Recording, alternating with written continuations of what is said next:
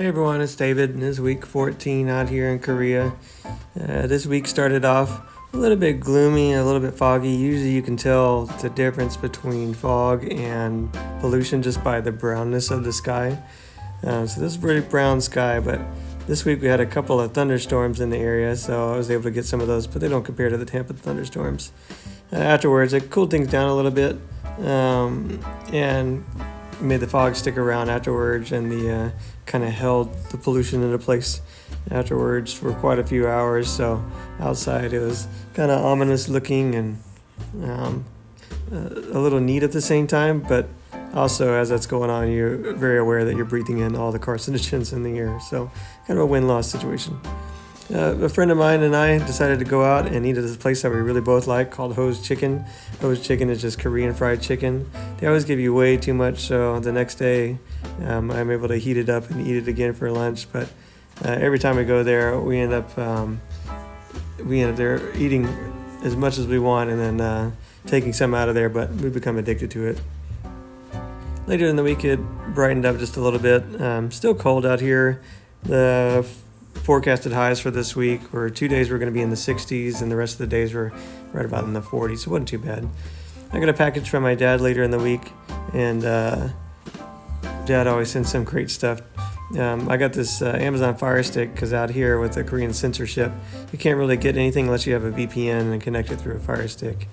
He sent me some good old Texas stuff, some miniature pecan pie, which I ate promptly. And Dad always ventures out and finds new cool jerky places, and one of the places he found was J Bar Meats, and he got a pretty cool shirt from there, so I pretty well wore that shirt out this weekend. But it's a pretty cool shirt, and the jerky that he got from this place is top notch, probably my favorite that I've had since he started sending me jerky. Really good stuff. They even sent a turkey jerky, and I didn't record the turkey jerky, and I ate it all before I had a chance to actually record it. So that was one of the other things he sent, and that was really, really good. I enjoyed that one a whole lot. Dad also sent some of these. These were the DJ's Devilish Pickles, which I haven't tried them yet because they look like they're probably pretty hot. The bottom of it is just nothing but jalapenos. So talking to Dad tried some. He said, yeah, they look like they were too warm for him. I also got some peanut clusters from Dad. Got a chocolate one, and then also in the box was another peanut cluster. I think this one was just a regular chewy praline. Okay, I had to read it whenever it came up. And then also Dad sent these crosses that he's been making, and they're made of it's a corrugated tin, and it looks really cool. And he's been making a whole bunch of these, and they're lightweight, easy to hang. And like I said, they just look cool. They're cool, like a distressed cross almost, just been weathered in the elements, and they're very, very neat. He made a few of them for some friends and family, and I'm really glad I got one just because it just looks really, really cool. If you want one, message me and I'll see if I can get him to make you one. I took a walk later in the week. This walk I had taken in the earlier video, and this little hillside was 100% green, and since the cold has come, it has turned 100% brown, and that pretty well speaks to the rest of the landscape around here as well. Everything's just kind of died off now. Winter is definitely here. All the leaves have fallen off of the trees, and everything's turned that brown color that's synonymous with winter. And I really haven't experienced that because I've been living in Florida for the past couple of years, and in Florida there's never really a time of the year where it's not green, which is just amazingly wonderful for everything. So this is new for me. Also, my beautiful wife told me to look for something beautiful and found this little pine cone that I thought was cool. Again, later in the week I got another package, and this one came from my mom, and Mom sent me a cool puzzle to put together, and this thing is just pretty neat. I can't wait to get cracking on that deal. And she also sent me some little things, and the note there says for your plants, so I ended up putting those on all the plants I have. Those only come out once a year, the Oreos, and thanks Mom for sending those. It's got an air freshener and another door hanger. And then she also sent a bunch of these hot hand warmers, which are going to come in super handy. So glad you sent those. Thank you. Also, some thermal socks, which I'm actually wearing currently. And all the floors in my living space or tile, so wearing regular socks kind of hurts my feet, so these cushion socks are great. I also got this Hershey's bar, a sugar cookie one. Never seen that one before, so I haven't tried it yet, but I'm going to. And this is a Christmas staple from Mom, these little Christmas tree cookies. Makes every single year, and I think probably every year for the past 40 years I've had them, so thanks Mom for making sure I didn't miss out this year. Also got 2 cards. This one said David again. I was like, again? I don't understand. And I realized, oh, there's another card in there. They go hand in hand. And you can see everything's covered with glitter because of all of these little cool little holly things that Mom put in there. Chocolate marshmallow, and I'd never seen these before, snowballs. I ate those in a couple seconds of getting this package. And then a couple more Christmas decorations, so I let those sit around a little bit and try to figure out where I want to put those at.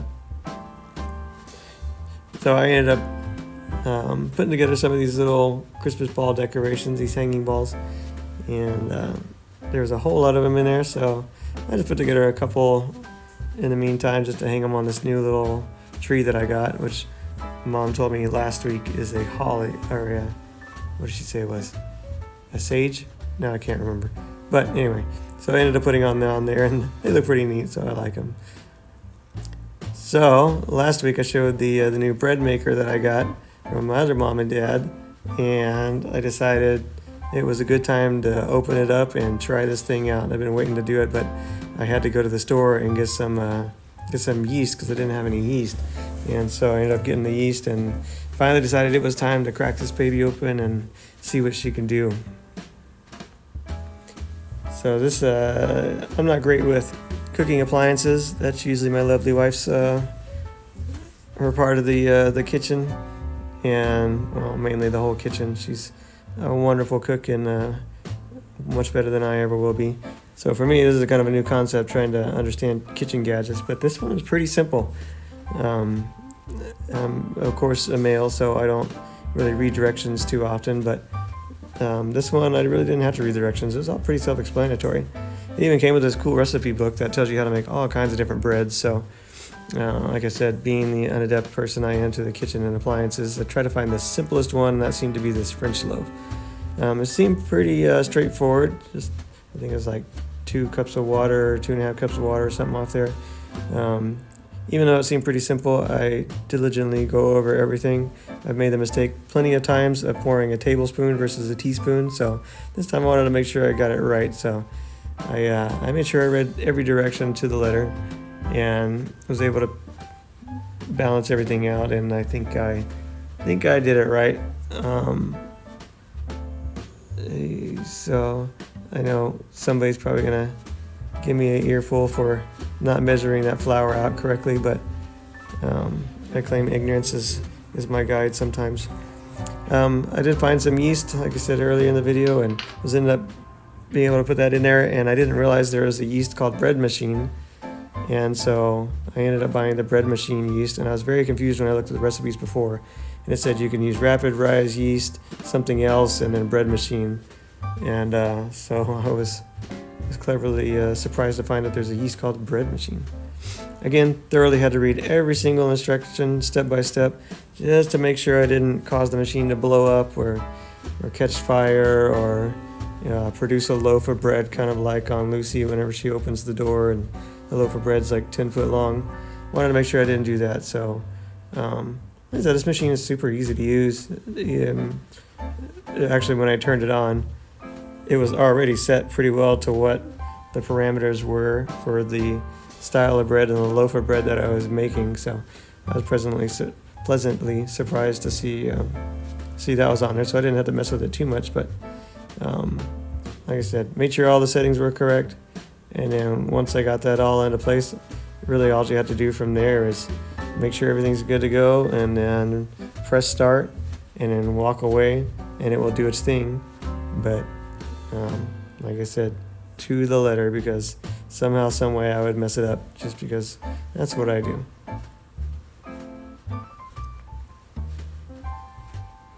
But I finally got it rocking and rolling, and like I said, it just kind of does its thing. You can just walk away and it'll start mixing all by itself. And so I decided to take that time that it was mixing up everything to hang the cross that Dad sent me. And I got a lot of empty space on these walls still that I'm trying to fill up. I can't hang anything with nails or screws, or else you got to pay money whenever you move out. So I bought a whole bunch of command strips, so I just stuck this one up there with command strips, and it's been hanging pretty well for last couple of days now.